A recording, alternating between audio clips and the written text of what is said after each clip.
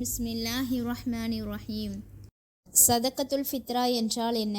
அது யார் மீது கடமை? எப்பொழுது கொடுக்க வேண்டும்? சதக்கத்துல் ஃபித்ர் என்றால் ரமலான் இறுதி நாட்களில் செய்யக்கூடிய நம் கடமைகளில் ஒன்றாகும். நோன்பு பெருநாள் தொழுகைக்கு முன்பு நாம் கொடுக்கக்கூடிய தர்மமாகும். முஸ்லிம்களில் சுதந்திரமானவர்கள், ஆண்கள், பெண்கள், சிறியவர்கள், பெரியவர்கள் என அனைவரின் மீதும் சதக்கத்துல் ஃபித்ர் கொடுப்பது கடமையாகும். நோன்பு வைத்தாலும் சரி, நோன்பு வைக்கவில்லை என்றாலும் சரி, முஸ்லிமாக இருக்கக்கூடிய ஒவ்வொருவரின் மீதும் சதக்கத்துல் ஃபித்ர் கொடுப்பது கட்டாய கடமையாகும். இப்னு உமர் ரலியல்லாஹு அன்ஹு அவர்கள் அறிவிக்கின்றார்கள், ரமலான் நோன்பு தர்மத்தை அல்லாஹ்வின் தூதர் ஸல்லல்லாஹு அலைஹி வஸல்லம் அவர்கள் மக்களுக்கு கடமையாக்கினார்கள். சதக்கத்துல் ஃபித்ர் கொடுப்பதின் நோக்கம் வீணான பேச்சுகள், செயல்களுக்காக, ஏழைகளும் மகிழ்ச்சியாக இருக்க வேண்டும் என்பதற்காக, அல்லாஹ்விற்கு நன்றி செலுத்துவதற்காக.